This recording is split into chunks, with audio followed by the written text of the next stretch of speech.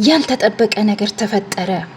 አብርሽ ለማን እንደሚሄድ ሲከራከሩ በነበረበት ጊዜ ድንገት ራሱን ስቶ ወደቀ። ሁሉም በድንጋጤ ተዋጡ። ከዚያም ወደ ሆስፒታል ተወሰደ። ነገር ግን ሐኪሞች የገለጹት እውነት ሁሉንም አስደነገጠ። አብርሽ ለምን ራሱን ሳተ? የህመሙ እውነተኛ ምክንያትስ ምንድን ነው? ሰላም ሰላም ቤተሰብ እንዴት ናችሁ? ሰላም ናችሁ ወይ? ያላችሁበት ሰላማችሁ ብዝት ይበልልኝ እያልኩኝ በአዲስ ቪዲዮ መጥቻለሁ። ይሄንን ቤት ላይክ፣ ሼር፣ ኮመንት፣ ሰብስክራይብ ማድረጋችሁን አትርሱ።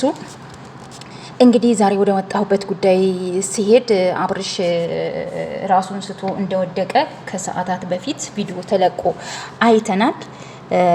የምር እውነት ለመናገር በጣም ያሳዝናል። የምናየው ነገር በጣም የሚያሳዝን ነው። እዛ ጋር ሲከራከሩ ነው አብርሽ ራሱን ስቶ ሊወድቅ የቻለው። የሰው ልጅ ይጨንቀዋል። በእርግጥ ለምን ሁለቱም ሲከራከሩ ነበር። ብዙዬም ይዤው እሄዳለሁ፣ ኤፋና ሩታም አይ አትወስዱትም እያሉ እየተከራከሩ ነበረ። እዚህ ጋር እኔ ትናንትና ጉራቸውን ነስተው ወደ ፖሊስ ጣቢያ እንሂድ ብለው፣ በነገራችን ላይ ዴቭ ነው ያስቆመው። ዴቭም ያው ትክክለኛ ነገር ስለገባው ነው። ምክንያቱም ይቺ ልጅ ሚስቱ ናት። ምክንያትሽ ምንድን ነው ስትባል ብዙዬ ያለችውን ሰምታችኋል። ይሄ በምንም ምክንያት ስለፈታት ፈቶታል። የፈታት ቪዲዮ ስላለ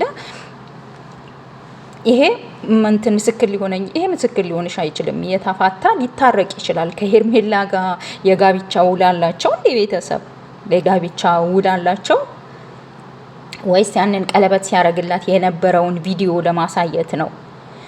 እና ያም ሆነ ይህ በጣም ነው የሚያናድደው። በነገራችን ላይ አብርሽ ያው ራሱን ስቶ ወድቋል እንዳየ ነው።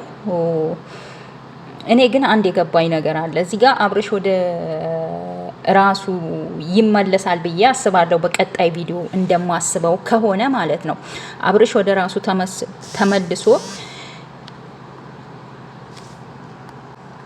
ራሱ ተመልሶ ያለውን እውነታ ያስታውሳል ብዬ አስባለሁኝ። ሄርሜላ ግን በጣም እዛ ቦታ መጋኘቷ እኔ በጣም አናዶኛል። ብዙዬና ዳኒ፣ እኔ አንድ ያልገባኝ ነገር ዳኒ ራስህ ያምሃል ግን አንተ ምን ነው? እኔ ነኝ ስለ አብርሽ በጣም የማስበው ከማናችሁም በላይ ከሚስትም ከእህትም ከወንድም በላይ እኔ ነኝ ማስበው ብለህ ያዙኝ ልቀቁኝ አልክ እንዴ? ኧረ ረጋ በል ተረጋጋ። ምን እንዴ ሩታን አንተ በአብርሽ ሩታን ታስፈራራታለህ እንዴ? በዚህ ልክ ያዙኝ ልቀቁኝ። ቤተሰብ አልገባኝም የዳኒ ነገር፣ ወይስ የሆነ የፈለገው ሴራ አለ? እሱ ፍላጎቱ አብርሽና ሄርሜላን ለማገናኘት ነው። ይሄ ግልጽ ነገር ነው። ግልጽ የሆነ ነገር ነው። ይሄ ደግሞ መቼም አይሳካለትም። ሩታ ጀግና የጀግኖች ጀግና ሴት ስለሆነች ይሄ ነገር ለዳኒ መቼም እንዲሳካለት አታረገም ማለት ነው። አብርሽ ደግሞ ራሱን ሲነቃ እንግዲህ እኔ ምርጫዬ ሩታ ናት፣ ከዚህ በፊት ስተሰርቼ ነው ብሎ ይላል ብዬ ነው እኔ ማስበው። የኔ ሀሳብ ይሄ ነው። ነገ እንግዲህ ቪዲዮውን ሲለቀቅ የምናየው ይሆናል። ፋሚሊ አብርሽ ግን ራሱ መሳት አልነበረበትም። ዛሬ ላይ ራሱ መሳት አልነበረበትም።